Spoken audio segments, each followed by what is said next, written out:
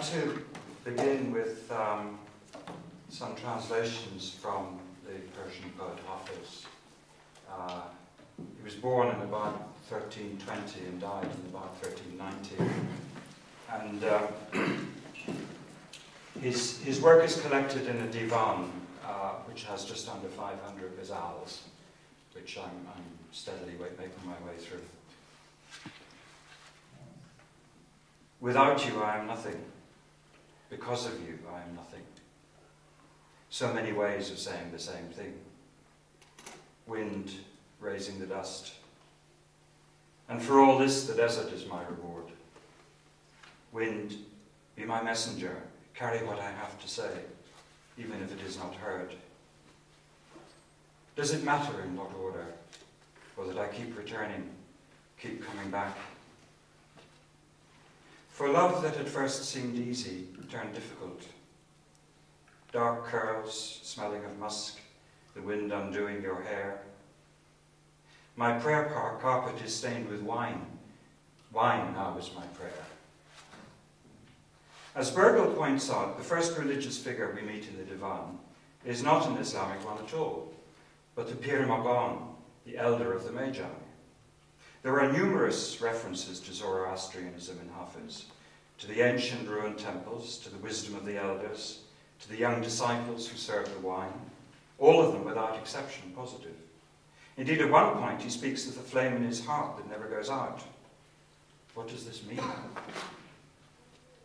The cheek, the chin, the dimple in the chin, the eyes, the eyebrows, the eyelashes, the lips, the mouth. Of your face, what can I say? Curved gently like the top of the mihrab, the arch of your eyebrows, giving me, showing me the direction I should turn to pray. Even if you abuse me, yet you speak well. Harsh words turn sweet on your lips. You that have pillaged my heart of its patience, like the Turks take spoils.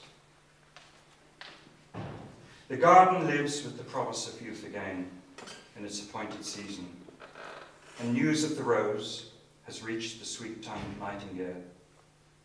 O wind, as you pass over the young blades of grass, convey my greetings to that tall cypress there, to the lily and the sweet basil, and the flowers that border the paths.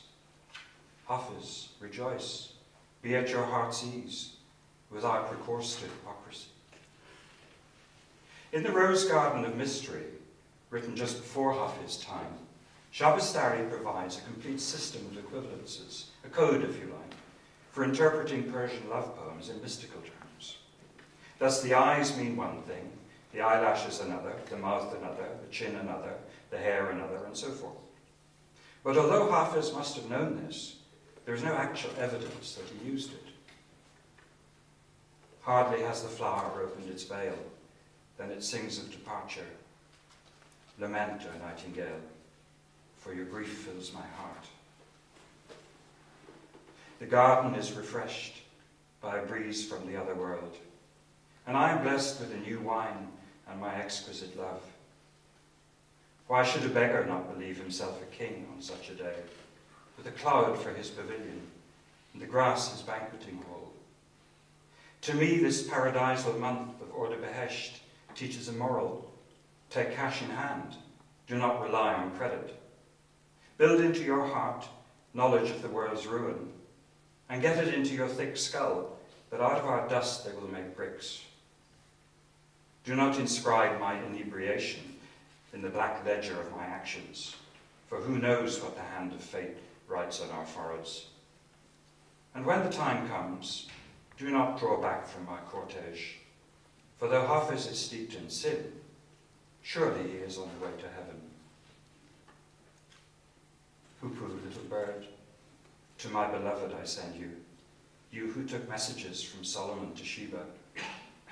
Be aware of the difficulty of the journey, from here where you are to there where you are going. It grieves me to see your plumage dusty with sorrow. To the nest of fidelity, therefore, I dispatch you. Hoop-hoop, little bird, to my beloved I send you. you that took messages from Solomon to Sheba. Though I cannot see you, yet to God I entrust you.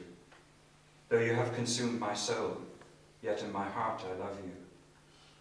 I have kept back the streams of my eyes to water your fields, so that in your heart might grow the seeds I have sown there. Until I am decked in my shroud in the dusty ground, believe me, I will not cease to try to touch your hem.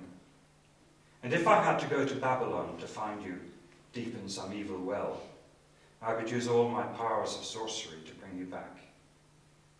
Oh, show me the altar of your eyebrows, so that someday at dawn, when I hold out my hands to pray, I may place them upon your neck. The falcon, the hawk, the hoopoe, the nightingale, the parrot, the raven, the small bird of the fields. The pupil of my eye sees only your face. My lost heart repeats only your name. On the first day, when I saw the tips of your hair, I said, this chain of confusion is endless. I will not breathe a word before you of Jesus' life-giving breath, his inspiration, for truly he does not have the skill of your lips. I that am on fire with desire for you, who do not let out one sigh, even in the midst of immolation. My heart is not the only one to seek attachment, for who in himself does not want to be bound to you?